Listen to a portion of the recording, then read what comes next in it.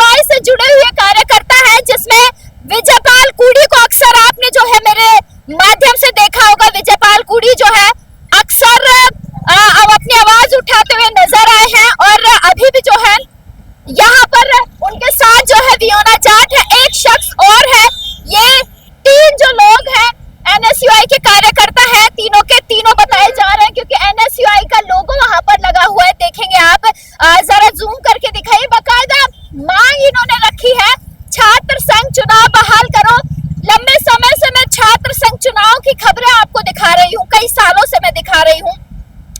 आज भी जो है टोंक फाटक पूरा का पूरा जाम कर रखा है, पूरा का पूरा टोंक फाटक आप लोग देख सकते हैं, रेंग रेंग कर जो है गाड़ियां चल रही है। बस मुद्दा यही है कि छात्र संघ चुनाव बहाल करो। इस बहाली को लेकर जो है ये लोग टंकी पर चढ़े हुए हैं सुबह से। एक चीज आपको बता दूं, एनएसयूआई वैसे तो लगातार प्रदर्शन करती है, लेकिन अभी पुलिस पूरी की पूरे पुलिस महकमा यहाँ लगाया गया है कि कोई भी भाई लड़ाई झगड़ा ना हो, किसी प्रकार का कोई दंगा ना हो, कोई छात्र जो है उग्र प्रदर्शन ना कर दे, कोई भावुक ना हो जाए। इसको लेकर तमाम लोग यहाँ पर है। मेरे साथ वकील साहब, एक बार वकील साहब से भी पूछेंगे। सर, आप लोग जो है आपने देखा होगा कितने समय से आप लोग यहाँ पे हैं? सुबह लगभग 9 बजे के आसपास जब हम आउटडोर जा रहे थे, उस समय हमें इसके बारे में पता चला था। इसमें एनएसयूआई के जो यूनिवर्सिटी प्रभारी हैं विजयपाल कुड़ी और साथ में उपाध्यक्ष हैं कौशल खान और एक मेंबर है वियोना जाट।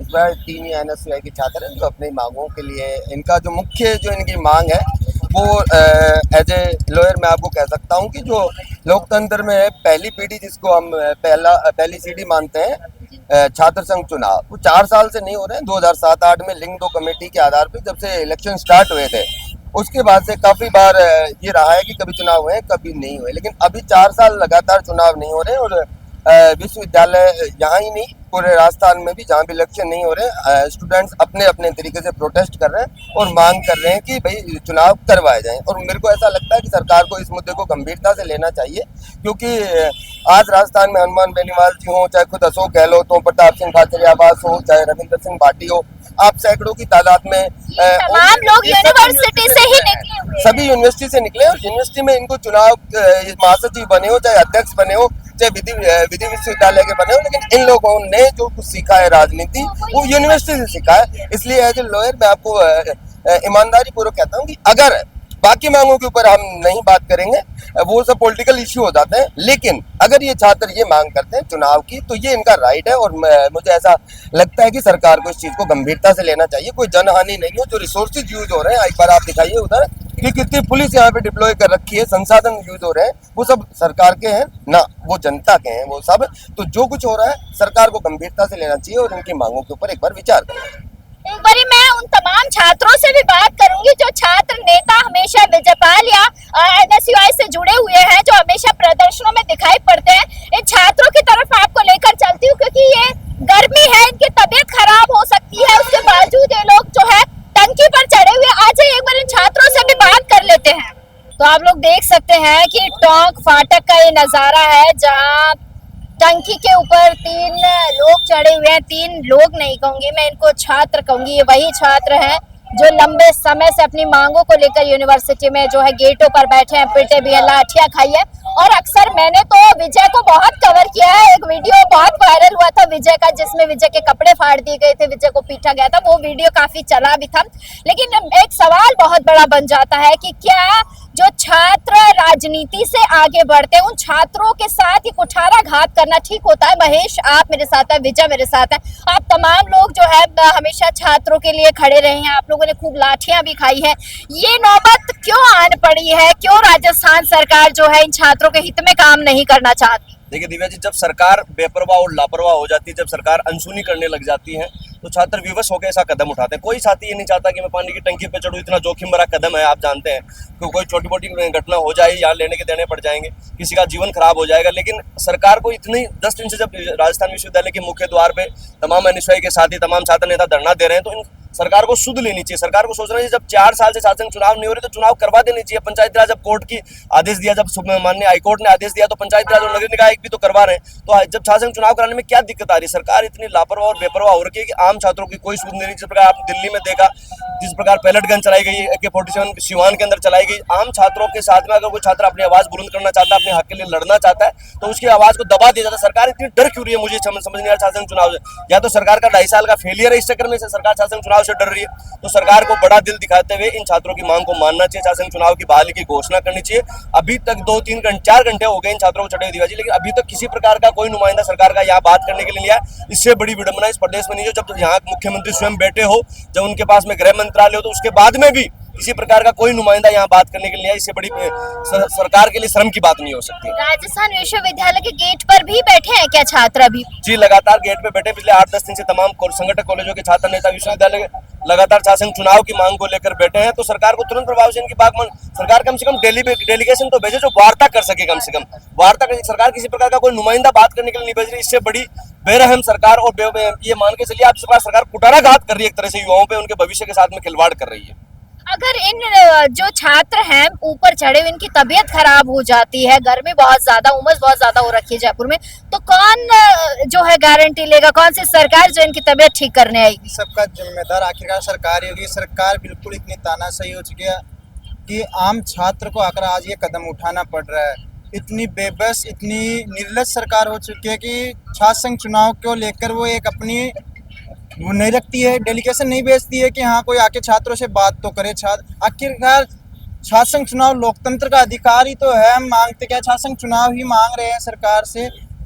प्रशासन इतना बेरहम हो चुका है कि हम छात्रों की समस्या नहीं सुनता है। उसके कारण हम शासन चुनाव मांगते हैं कि हाँ छात्रों का कोई प्रतिनिधित्व करे। फिर भी सरकार, ये बेरहम सरकार शासन चुनाव नहीं करवा रही है।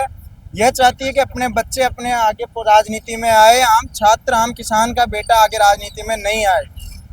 इसका जिम्मेदार पूर्णतः है सरकार ही होगी। आज छात्र टंकी पर चढ़े, कल हो ना, खुदा ना खास्ता हो ना हो कोई पेट्रोल जलाकर मरने की भी करे, कुछ भी कर सकती है। अगर कुछ भी होगा तो इसका जिम्मेदार पूर्ण सरकार ही होगी। अच्छा, विनोद जाखड़ को जो है इस बात की जानकारी है क्या? क्या विनोद ने अभी तक भाई इनसे बात करने की कोशिश की हो या कोई मैसेज इन छात्रों के लिए दिया हो? देखिए, विनोद जाखड़ पूरी मॉनिटरिंग कर रहे हैं। सुबह से वो इन बच्चों से बात कर रहे हैं। हम लोगों को उन्होंने फ़ोन किया है और इन बच्चों को संभालने का, इनकी हेल्प के लिए उन्होंने हमें आगाह किया है और हम लोग यहाँ उपस्थित हैं। निष्ठा कार्यकर्ता इन बच्चों की सेवा में उपस्थित है यहाँ। अभी तक इन्होंने कुछ खाया पिया है या भूख हड़ताल पे हैं, क्या है बताएंगे जरा? अभी तो प्रशासन को देखना चाहिए ना भाई। कोई बच्चा सुबह 6 बजे से यहाँ टंकी पे चढ़ा हुआ है। छात्र संघ चुनाव उनका लोकतांत्रिक अधिकार है। सरकार को अपनी संवेदनशीलता दिखानी चाहिए। अपने मंत्रिमंडल के किसी भी एक आका को यहाँ भेजना चाहिए, इन बच्चों से बात करनी चाहिए। और छात्र संघ चुनाव उनका मौलिक अधिकार है, आप उनको कैसे वांछित कर सकते हैं?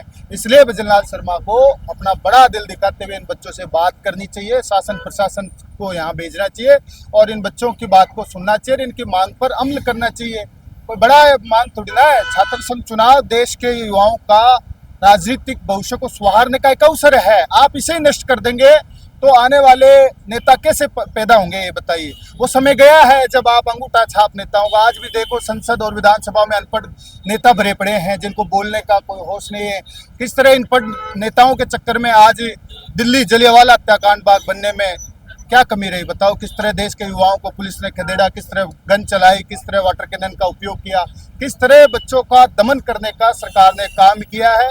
मैं समझता हूं सरकार को अपना बड़ा दिल दिखाना चाहिए और नैतिकता के दिखाते हुए इन बच्चों से बात करनी है। शासन प्रशासन को मिलकर इनकी जो समस्या है उस पर काम करना चाहिए। तो आप लोग देखिए कि मैं बहुत लंबे समय से जो है राजस्थान विश्वविद्यालय को कवर कर रही हूँ। बहुत लंबे समय से मैं आपको खबरें दिखाती हूँ जिसमें छात्र नेताओं को पिटते हुए तो मैंने अक्सर आपको दिखाया है कि भाई ये छात्र नेता पिट रहे हैं, भाई अपनी आवाज उठा रहे हैं।